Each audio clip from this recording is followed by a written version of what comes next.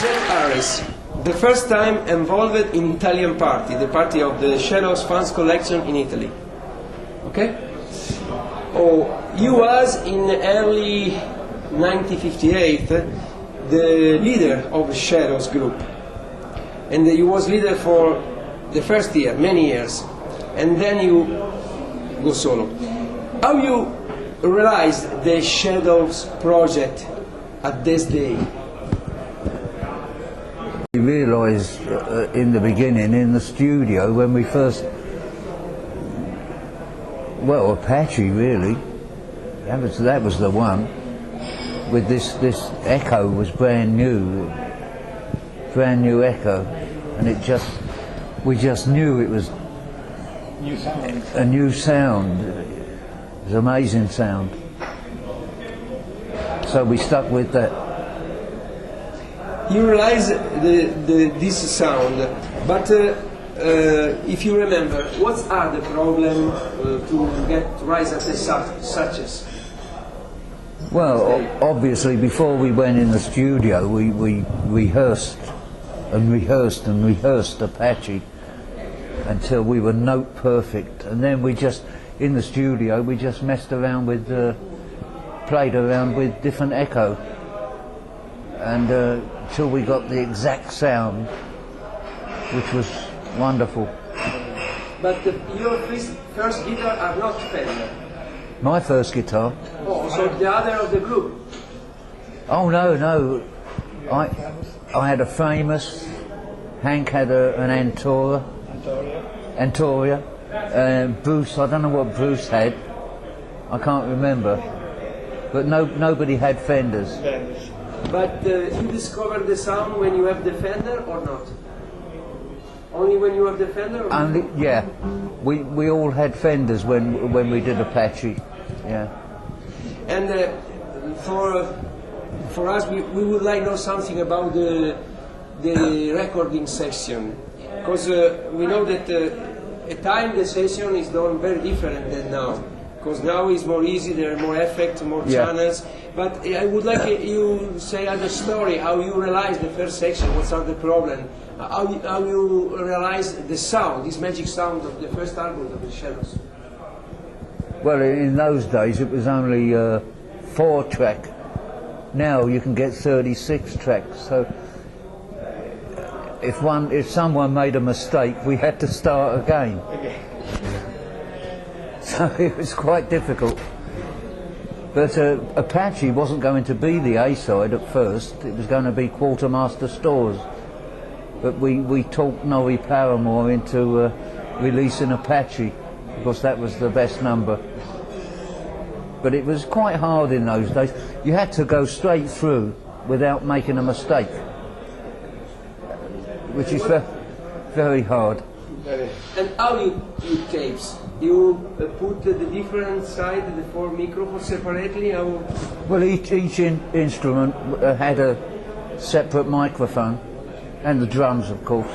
Who is of the Shadows? Rhythm guitar, solo guitar, bass or drum that makes more mistake?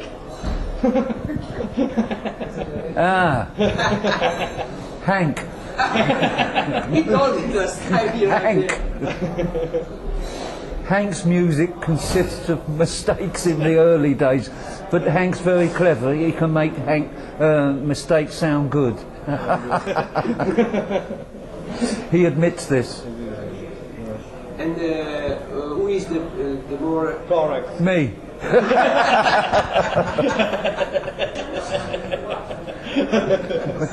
How is the relation between the Shadows, between you, Hank, Bruce and Tony Min? What now? No. During those days. During that, all young friends, all you know, we were so young, everybody's friends. So but we had arguments. You rent an apartment for all of you? Oh, we stayed in the same apartment for some time with Cliff. With Cliff? Yeah, in Baker Street. Baker Street. Yeah. You have separately private life or? No, because we didn't have much time for private things. We were always working or recording, you know. Tell us what you remember the first time you meet Bruce and Hank? You remember? Where is Yes, the first time I met Hank and Bruce, I couldn't understand them because they came from the north of England, and I couldn't understand their accent. The accent. I had to keep saying, "What did you say?" Everybody used to play in the Two Eyes Coffee Bar, and that's where I met them, down there. And then we all went on a tour together. I was playing with Mickey Most, and Hank and Bruce were with Cliff, and Cliff had offered me a job, and I said, "No thanks, I've already got one." But then I saw his record climbing up the charts, so I said, "Cliff, I will take that job." And that's the story how I became a drifter. Now is 40 years later, and what are the projects of today of guitarists? Well, I've just made a CD, and I think it's probably the best one I've ever done, and I'm trying to sell it. You have some relation today with Bruce and Hank or not? I've been playing every year with Bruce in a club called Lakeside in London, Shadowmania it's called, and I had a phone call from Hank, and he asked me if I'm interested in playing with him in the new year, and I've said yes. So I'm waiting for the next phone call now as to when I'm playing with Hank. So I'm looking forward to that.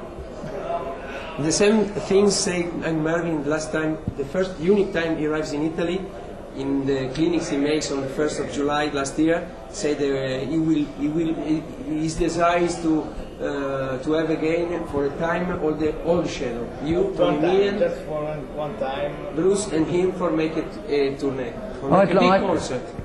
I'd like You to know the idea? I'd like to see Hank, myself, Bruce and Tony do some shows and even make some records. That would be good. But I don't know. We'll see.